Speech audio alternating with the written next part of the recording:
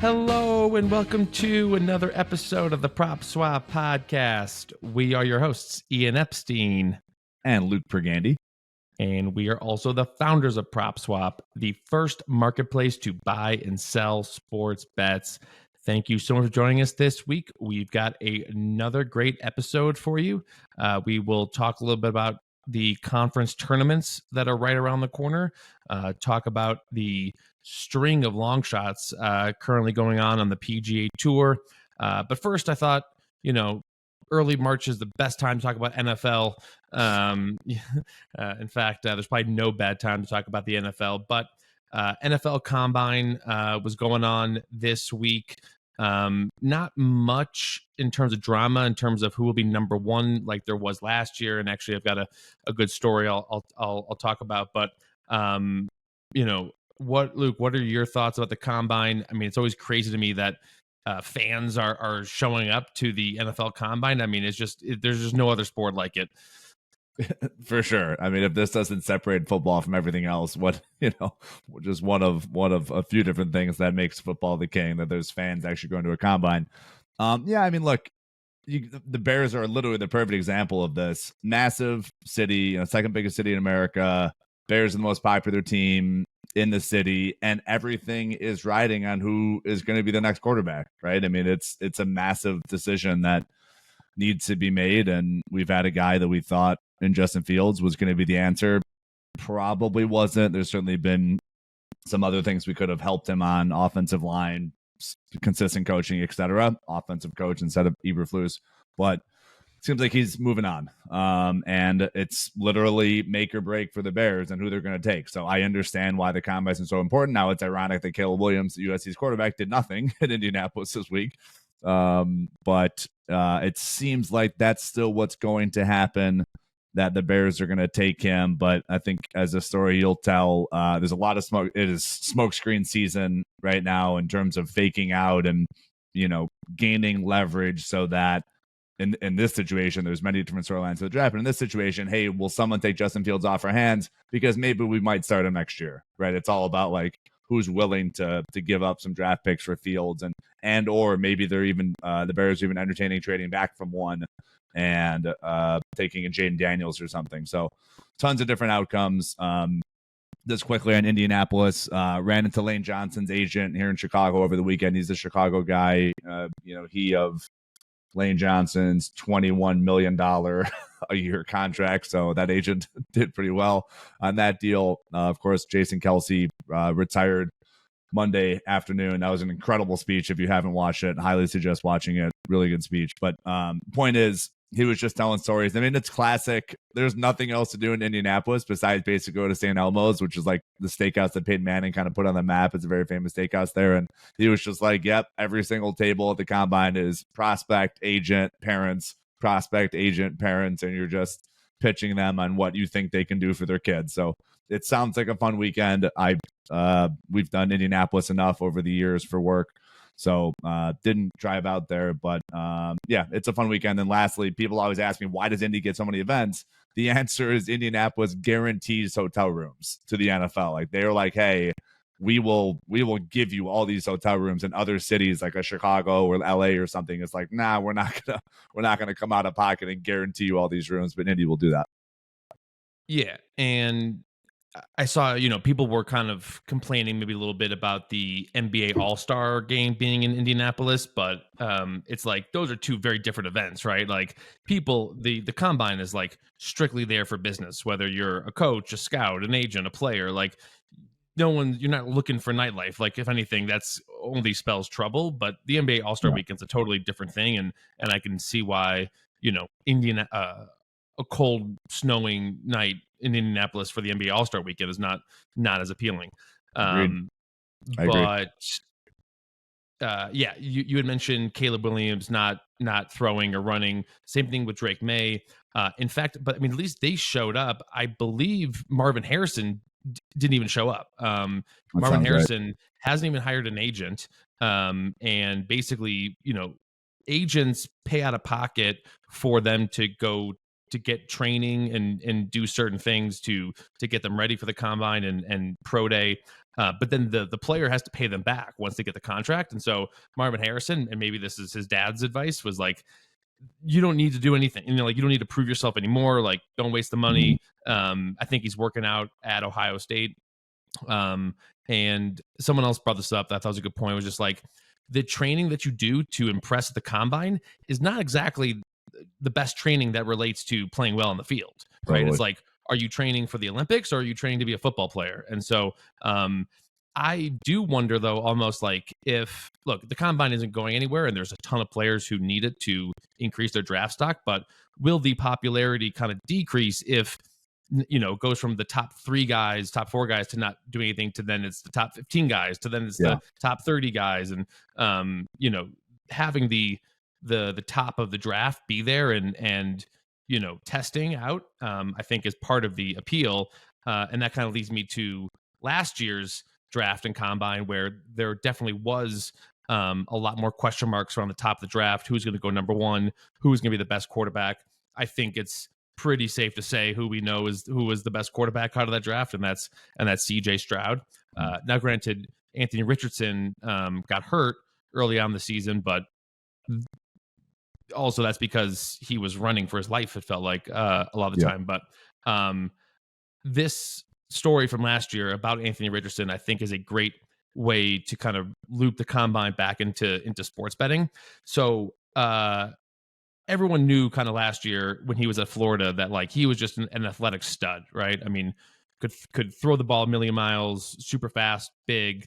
And so there's a customer who, I'm close to, and so we were kind of talking about it. And in fact, I'm going to take a little credit. I kind of gave him the suggestion about looking at this bet in early December, like pre-bowl games of 2022.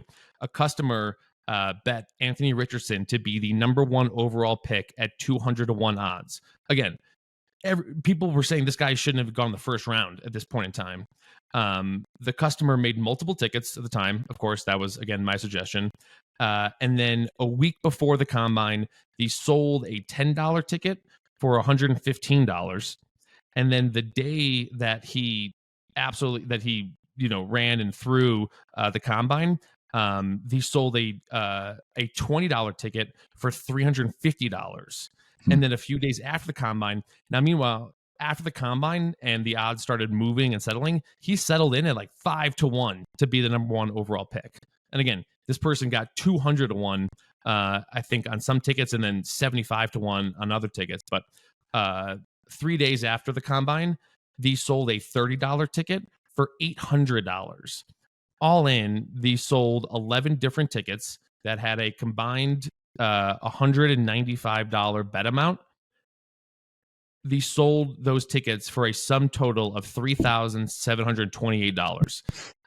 And as we all know, Richardson was not the number 1 pick, but it was a great kind of case study in that, like, coming out of the combine, there's always going to be someone, and usually it's a quarterback, that people didn't even expect to go day 1 or round 1, and then all of a sudden they're being talked about in the top half of the first round. And we'll get to another one of those guys who I think could be this year's candidate later this podcast. But I thought that was an incredible story, and it won't go down maybe in the PropSwap lore, but I do think that's like kind of one of the best PropSwap stories that we've ever had.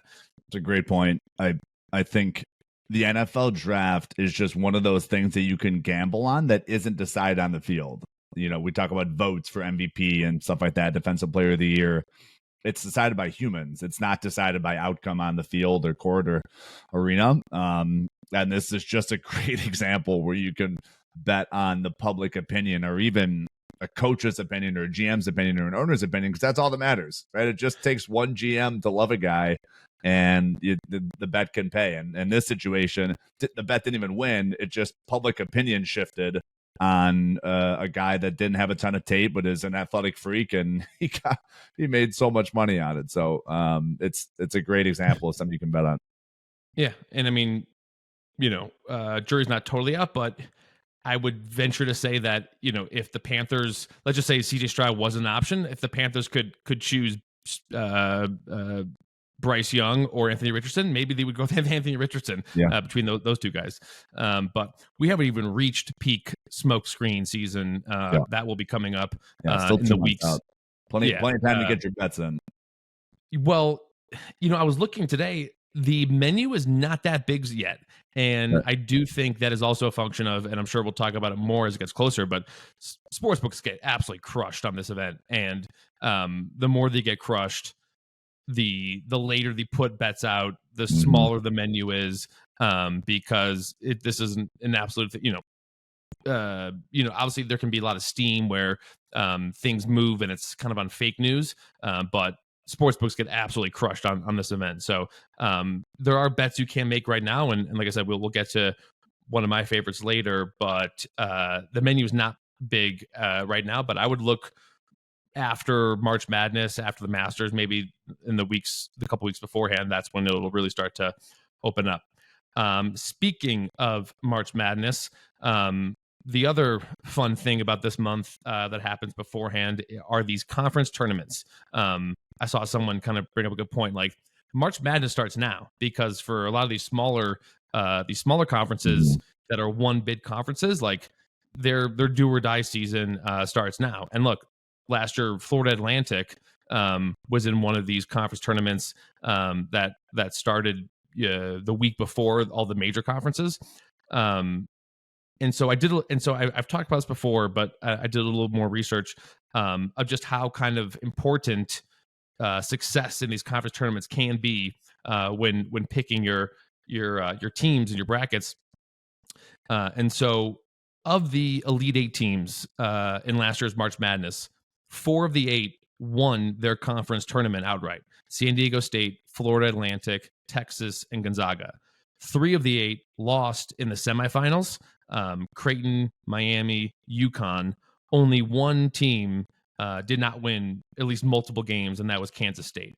So again, the big conferences start next week, but I think now is the time to kind of start looking at teams. Again, the evidence just shows right there, like 7 of the Elite 8 teams won at least 2 games in their conference tournament. So I think it's definitely something you got to be looking for, and you can kind of start to see some of these teams that maybe you haven't spent much time focusing on. Yeah, I forgot that UConn lost in the semis. That's crazy, and how dominant they were in a year that a lot of teams, like last year's tournament, had the most upsets ever. If you add up all the long shots that beat favorites, like for UConn to just smash everyone last year in a really topsy-turvy tournament, that's wild. They just went scorched earth once they got to the national tournament. Yeah, I mean, look, and Creighton also in the Big East that reached the Elite Eight, they lost the semifinals too. I believe the final was Marquette over Xavier in the Big East finals. But I mean, look, yeah, reaching the semifinals of the Big East tournament is still no small feat. That's a really good conference.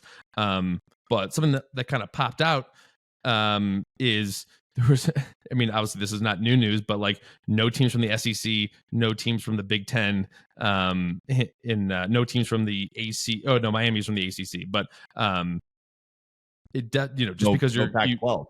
No Pac-12. So the rule doesn't mean like, oh, if you win your conference tournament, you're going to do well, because guess what? Purdue won their conference, the Big Ten conference tournament last year, and they lost to a 16 seed in the first round. Arizona, they lost as a 2 seed. So it doesn't always, one does not always equal the other. But I would say that if a team loses in the first round of their conference tournament, generally speaking, that could be a cross off. Anything else to add on conference tournaments before we move on? No, that's great statistics. Good job pulling that. I think that's critical to look at when you're filling out a bracket. I was thinking about that this morning, just like how much weight to put on these conference tournaments, and the answer is a fair amount. You don't want to come limping to the national tournament. Yeah, and look, and we see it with a lot of other sports too. I mean, the Chiefs were playing almost playoff football for the last couple of weeks of the season, right? Same thing with the Bills, although obviously that didn't pan out. But no matter what the sport is, you definitely don't like the team that's limping into the postseason. Mm-hmm. Moving on, going to talk a little golf, which we haven't done much this year. Here is a list of the opening odds for each of the PGA Tour winners so far this year. This is odds courtesy of the Westgate in Las Vegas. Chris Kirk, 200-1. Grayson Murray, 400-1. Nick Dunlap, 300-1. Matthew Pavan, 125-1. Wyndham Clark, 60-1. Nick Taylor, 125-1. Hideki Matsuyama, 80-1. Jake Knapp, 40-1. And then after a late finish on Monday, the most recent winner, Austin Eckroat, 100-1. What stands out about the list to you, Luke? Who? Like, obviously we know Wyndham Clark from the U.S. Open last year, but of course Hideki won the Masters. The Masters, of course, yeah. But outside of those two, and Wyndham, that was like May. I want to say that was a May championship, May of 23. So before May of last year, we knew of one of these guys on that list. That's crazy. Yeah, I think I've heard of Nick Taylor. I've heard of Chris Kirk. Could not tell you what they look like, but look, I look at this list, and on one hand, it's the epitome of parity, which is one of the best parts of sports. But on the other hand, to your point, I've heard of like half these guys, maybe less, which doesn't exactly get me to tune in on the weekend. Now, this week's tournament, the Arnold Palmer Invitational, has a way better field than some of these other tournaments. But is this? I mean, if you look at like this last week's field for the Cognizant Classic, and you looked at the LIV field, and you just remove the titles, you'd be like, oh my god, you would want to watch the LIV field. I mean, like there's so many of the familiar faces and major champions playing in LIV. And so again, while it's great kind of for sports betting and parity, it's not great in terms of like just general interest in something, because guess what? People like to watch and bet on things that they know and teams of players that they know. Yeah, that you have confidence on, that you've seen golf before, like throwing $50 down on Matthew Pavan.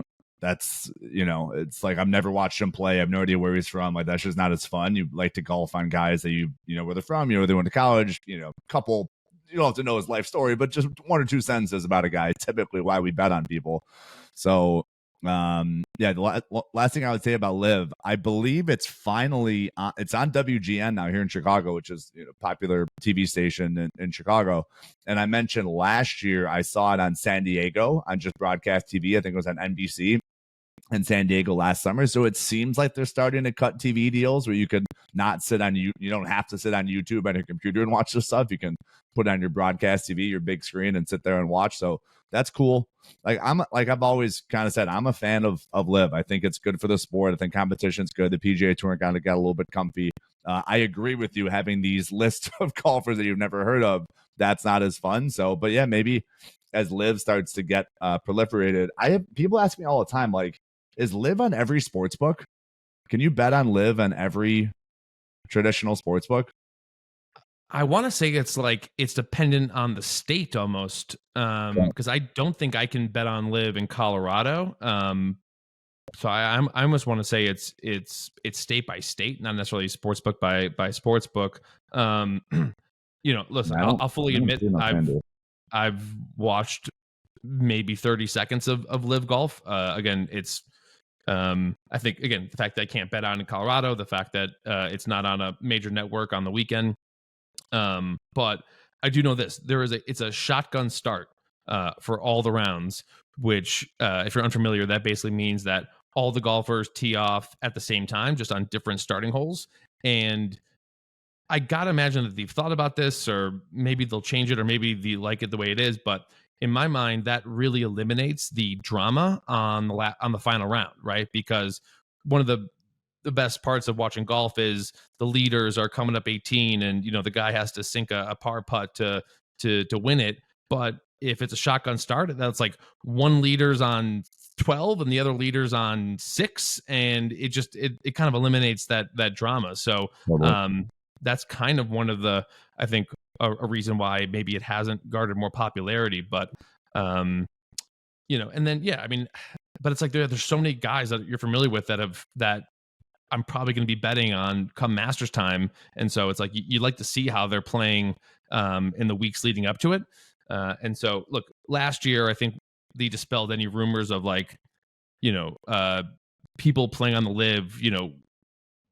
Like, was there a lack of competition that would have affected them? And I think Brooks Koepka and other guys kind of dispelled any of those rumors. So I think they'll show up to the Masters and play well. But yeah, I mean, I'm kind of caught, right? Because it's great that we're seeing long shots and it's not the same, single digit guys, not Scotty Scheffler, every week. But on the other hand, it's like, I kind of want to watch my favorite golfers. I don't know. Yeah. They got to figure this out. I don't know. I mean, they got to come to a resolution and bring all the best players into one league.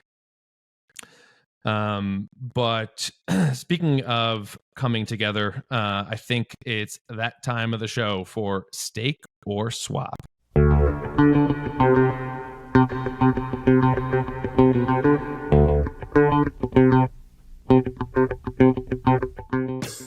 First up, we will be going back to the NFL.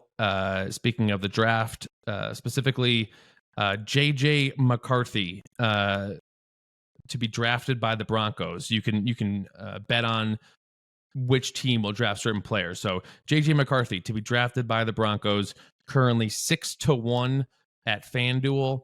I will go first. I am staking the Broncos to draft JJ McCarthy. This is compared to 5-1 at MGM and 3.5-1 at DraftKings. The Broncos just officially waived Russell Wilson and like an $82 million dead cap space. They are currently sitting with the 12th pick. As we record this, obviously things can change as the draft gets closer. McCarthy seems to have been the biggest standout of the QBs that threw and ran at the combine. The other favored teams right now to draft McCarthy are the Giants, the Vikings, and the Falcons. But if you look at like the next team odds, Justin Fields is -275 to play in Atlanta, and Kirk Cousins is -175 to re-sign in Minnesota. So in my opinion, I'd scratch those two teams off. And then I just don't see the Giants bailing on Daniel Jones this quick. I mean, they just gave him a big contract extension. He was hurt last year. And so I just, the Giants are currently sitting with the 6th pick. And so unless maybe they trade back, I do not see the Giants drafting JJ McCarthy with the 6th overall pick. Right now, mock drafts have the tackle from Notre Dame, Joe Alt, being drafted by the Giants at 6. So the Broncos clearly need a quarterback. You'd think McCarthy would still be there at 12. Now the Broncos could trade up and maybe, to like the 3rd pick or whatever and get Jaden Daniels, who knows, but, and then just the last thing, I did not come up with this. Other people have said it. I think it's a little bit of a lazy comparison, but people are saying that JJ McCarthy kind of has some Drew Brees.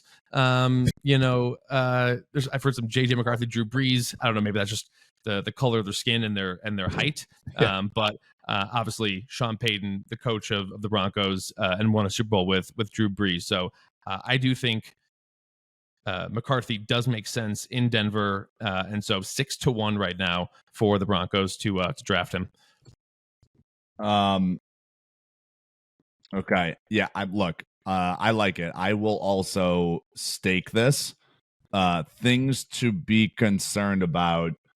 I don't think the Giants have to give up on Daniel Jones to still draft JJ McCarthy. The Packers did it with Aaron Rodgers on the roster, and they drafted Jordan Love. Like, I think there is a world where the Giants could pick McCarthy and still start Daniel Jones for this year, maybe even one more year. So, but I still think there's value at 6-1, especially with DraftKings at 3.5-1. And obviously, Russell Wilson's gone. That's a fact. So no debating that. They're picking a quarterback somewhere. So Yeah, and I agree with you. The landmine of the Giants picking McCarthy, I agree 6 is too high, so they'd have to trade back. So that's a bet on two things happening: trade back and take McCarthy. So I agree. I think Fields goes to Atlanta. I think Cousins stays in Minnesota. So that's process of elimination. You got the Broncos. So I agree. Yeah, I mean he's McCarthy. The Drew Brees comparison. I mean McCarthy's 6'2". So I thought Breeze is like barely 6 foot. So I don't know. We'll save our NFL handicapping for another episode, but I think he'll be good. We didn't really see much in college, so it's just kind of tough to go off of. That kind of a little bit reminds me of like a Mitch Trubisky who had 1 year to go off of and not much tape. And obviously Trey Lance had like virtually no tape, and there's none of those guys ended up well. So that'd be my concern. But like I said, we'll save the handicapping for another episode. Yeah. Look, I'll just rattle off the teams that are from 4 to 11. The Cardinals, they don't need a quarterback. Chargers, they don't need a quarterback. Giants, we just discussed. Titans, they're probably not taking another quarterback with Will Levis being drafted last year. The Falcons, again, I think the odds say that they're going to end up with Justin Fields. The Bears, again, they'll probably have taken a quarterback at number 1. The Jets, they've got a quarterback, and then the Vikings again. I think the odds say that Cousins will resign there. So, they would have to Giants have to trade back, but they could still take a quarterback later in the draft, like Bo Nix or Penix or Hartman. But I think that'd be a reach for them in like the top 10 to take McCarthy. Moving on, let's go back to college basketball. Gonna talk Illinois Fighting Illini, currently 35-1 to win the national championship at MGM. Luke, we will start with you first. Are you staking or swapping Illinois? Yeah, I am gonna stake Illinois at 35-1 at MGM. They're 25-1 at FanDuel. We are selling a ton of Illinois tickets on PropSwap over the past couple of weeks. Basically a bet on Big Ten basketball. That's how I kind of view this wager. Purdue, of course, the shining star. They're 26-3, 15-3 in conference. Illinois is 13-5 in conference. I mean, they're killing it, and I feel like it's not really getting talked about on a national scale.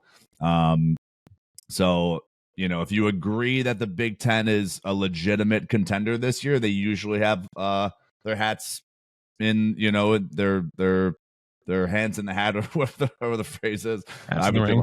Yeah, hats in the ring. Thank you. Now, we just pointed out that the Big Ten had no representatives in the Elite Eight last year. I think that's an outlier. I do trust the Big Ten, generally speaking, good shooters, cohesive teams, etc. So, they're second place. They're second place in a Big Ten where Purdue is the number 1 team in the country. They're obviously in first place in the Big Ten. So, it's a bet on that, 35-1. I don't think this team wins a national championship, but I think they can win a couple games. I am going to swap Illinois right now. I'm not a buyer of Big Ten basketball when it comes to the tournament. And then just moreover, their defense scares me. They are currently ranked 196th in the country in terms of points allowed. They are giving up on average 73 points a game on defense. In comparison, the number 1 defense in the country is Houston. They're giving up 57 points a game. Illinois also cannot defend the 3 ball. They're 197th in the country defending the 3. Their opponents shoot 34% beyond the arc. Again, Houston, for comparison, Houston's 22nd in the country, but they're closer to, they're sub 31%, 30.7. So again, it's small differences, but the lack of defense scares me. And as I've seen as an Arizona fan, you can play a small school that just doesn't have size, but just shoots the lights out from 3. And if you're used to playing a certain style in the Big Ten, and you're not used to seeing just a bunch of small kids running around shooting threes, then you don't really have a way to adapt in that game. And so, the defense scares me, and I'm just not a buyer on Big Ten Big Ten basketball come tournament time. It's just 2 different brands, I think, of basketball. So for those reasons, I am swapping Illinois. So that will do it for this week's episode. Stick around. We've got some guests coming up in the future weeks. Please make sure to subscribe, leave a rating, and we will talk to you next week.